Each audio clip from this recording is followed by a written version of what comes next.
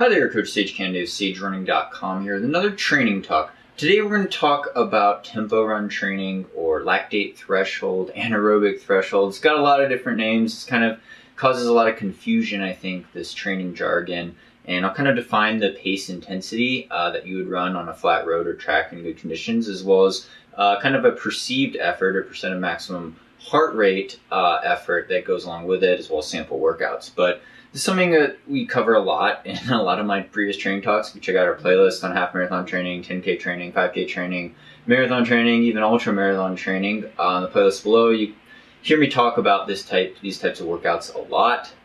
Again, to clear up any confusion, you could go to our website, sagerunning.com. We got a free pace intensity spectrum chart with sample workouts that you could download for free. I'll link to it in the description below, as well as at the end of this video. But I've also done training talks on this topic, like 5 years ago, correct pace intensity for tempo runs, sample workouts, things like that. So first we'll start off by defining exactly what I mean when I say tempo run. You hear Coach say tempo run workout. There's a lot of misconception. It goes kind of back to my days of reading Jack Daniel's distance running formula, back when it first came out, like 12 years ago.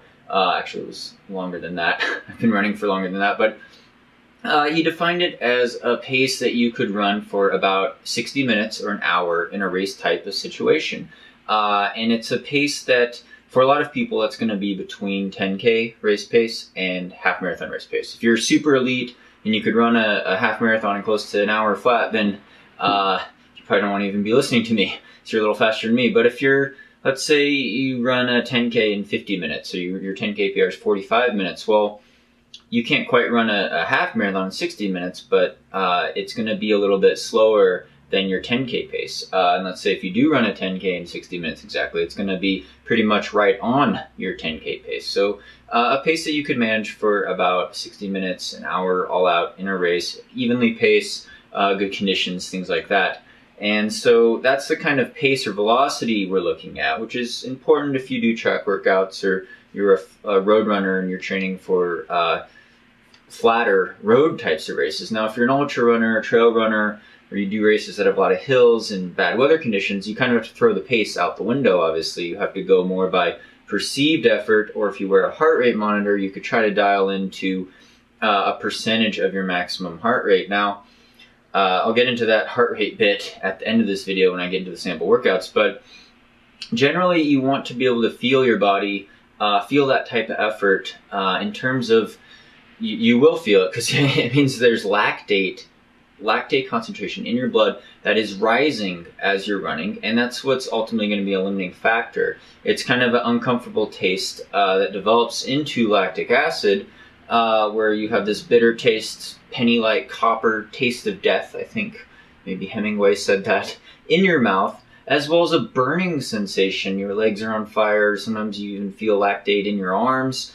It's just this really kind of uncomfortable sensation, and that's when lactate is crossing over the threshold, so to speak. So when we say tempo run workouts, we're talking about Jack Daniel's pace you could go for an hour in an all-out race. Now, what would that mean in a workout? Well, in a workout, if you go back to Jack Daniel's running formula and a lot of workouts in our training schedule at SageRunning.com, training plans, you have variations on that where you do maybe a warm-up, you do an easy 2 kilometer, mile and a half warm-up, then you do some strides, then you do a 20-minute tempo run workout, 20 minutes at this pace or this intensity, and then you cool down with another mile and a half easy or 2 kilometer easy jog.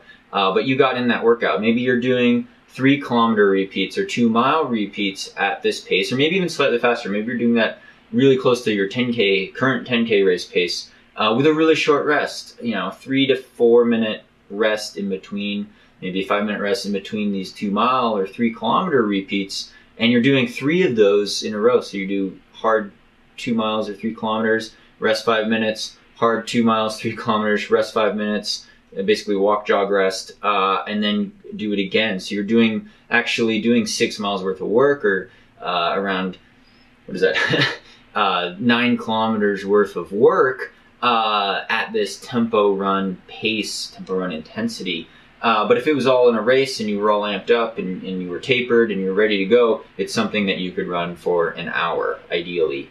So that's kind of the tried and true 20-minute tempo run workout that I always talk about and go back to. But there's all sorts of variations on this. So you could do it as a uphill type of workout, hill repeat workout, kilometer repeat workout, mile repeat workout, 5K repeats even, or even 10K repeats sometimes, depending on how you change the rest interval break between these longer segments of running. But it's a stimulus. It's a high-end aerobic stimulus. We say aerobic because you're not actually crossing over the threshold into anaerobic power sources, which could get a little complicated. I want to keep this simple, but it's a pace that you're breathing pretty hard. You're breathing pretty steady. A lot of coaches refer to it as a steady state type of feeling because it's not all out. It's not all out. It's not like you're trying to sprint.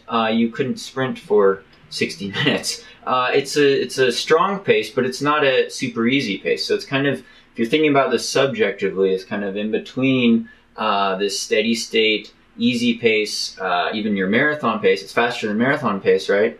But it's not quite your 10K or 5K pace. It's not this race pace that you can only do for 20 or 30 minutes. It's something in between. And it's something that gets you breathing pretty hard. Maybe if you were running with a training partner, you could be talking to them, but you'd only say 3 to 5 words at a time. You'd have trouble spitting out fluid sentences. You wouldn't be able to carry on this in-depth conversation because you kind of be huffing and puffing enough that you could talk, but it's not super easy to have flowing sentences, is basically what I'm saying.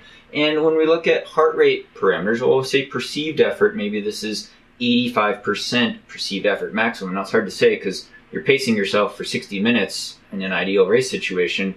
Maybe it's 85%, 80%, 8 out of 10 on the effort scale. These workouts are considered comfortably hard. They're not all out. It's not like puke your guts out type of workout, hard VO2 max intervals. But it's not easy. It's not a walk in the park. It's something that you do have to put some effort in. You have to concentrate on the pace.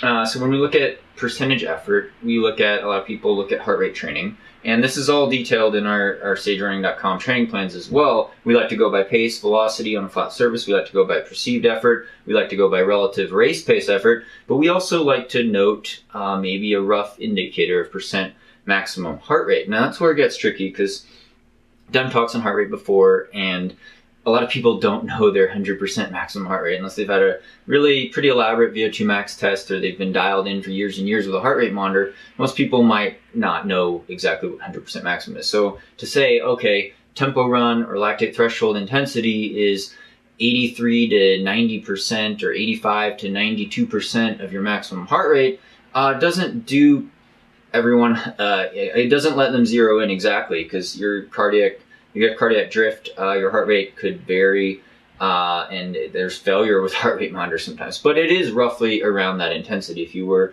basing it off of numbers, you might start off a 20-minute tempo run, and it takes a while for your heart rate to get up to 80 to 85% of maximum. But then for a good 15 minutes or so, you could probably try to hold it around high 80 percentile to 90% even of your maximum. And maybe at the very end, you're pushing pretty hard just to hold pace. It goes up to 92% of your maximum heart rate. So that's just kind of an example, but it averages out around there in 85, 88% type of range. Again, it's going to depend on your experience level. Heart rate varies a lot with age and individuals with their maximum heart rate number. So don't like to get too caught up in that, but that's kind of the idea of lactate threshold or tempo run type of training. Some people call it anaerobic threshold. Some coaches, we also have a notch below that, a pace that's easier and a slightly lower intensity that we call up tempo. I don't want to confuse you more, but that's going to be closer to your marathon type of pace, and it's going to involve workouts where you run maybe 10 kilometers or 15 kilometers, so 6 to 9 or even 10 miles at an up-tempo pace, and it's a progression or an acceleration, whereas true tempo run workouts, true lactate threshold, it's usually a very set pace. You don't want to go too hard. Most beginners go way too hard and they run all out for a 20-minute tempo run. They're basically racing for 20 minutes. You don't want to do that. You want to go 80 to 85% perceived effort, comfortably uncomfortable is what my college coach used to say. Kind of a steady state flow type of effort. It's something that builds you up instead of really breaks you down. So it's something that you could actually do once every 7 days in a lot of training cycles, a lot of comprehensive training plans you have this type of workout or variation on these types of workouts pretty frequently, because it's something you can almost do year round. Whereas doing really hard, high intensity interval training, VO2 max, anaerobic, lactic acid tolerance types of training, you can't sustain that without getting injured, without peaking too early and then literally burning yourself out by doing these really, really high intensity, because it's a notch back from that. This is more steady, comfortable, slow progression, and you could change your tempo run pace over time. You know, one day or 1 month you might be running a 20-minute tempo run at 6:30 per mile pace, or I don't know what that is, around maybe 4 kilometers, 4 minutes per kilometer pace. Well, in 3 or 4 weeks after doing some targeted tempo run training, maybe you're able to increase that by a couple seconds. You're able to run 5:55 per mile pace at the same relative heart rate or the same perceived effort on the same course, or 3:57 per kilometer type of pace. And so you've improved that parameter of training, and it's something that kind of helps preserve your fitness as well as slowly builds and progresses your fitness over time. And it's something that makes you breathe pretty hard. It improves the efficiency of your heart and lungs and your aerobic system. At the same time, it also stimulates fast twitch muscle fibers in your legs and your leg muscles, the skeletal muscular system, working on your efficiency, running form, good running form with this faster relative pace, to make you an all-around good distance runner, and not training too hard. So don't do the tempo runs, lactate threshold runs as hard as possible. It's this 85% type of effort more, and these pretty high volume, long repeat workouts, or 20-minute continuous types of workouts that you could have in your training schedule for the majority of the year, really. But you have to build up to them slowly and just not force it. You never want to force lowering the pace of your lactate threshold or your tempo run workouts. And so that's my detailed spiel there on tempo run training. Thanks so much for liking these videos. Thanks so much to all the Patreon supporters, as well as all the new subscribers here on YouTube. I'm going to come out with more training talks, stuff you guys want to comment and hear about in the future. You could comment below and vote a thumbs up. Again, thanks so much. I couldn't do this without you. Check out our website, sagerunning.com, for training plans, as well as that free download, the pace intensity spectrum, as well as our free aerobic base building plan. And definitely check me out on social media. I'll link to all the info in the description below. Thanks for watching. Be sure to subscribe and stay tuned for more Sage Running videos.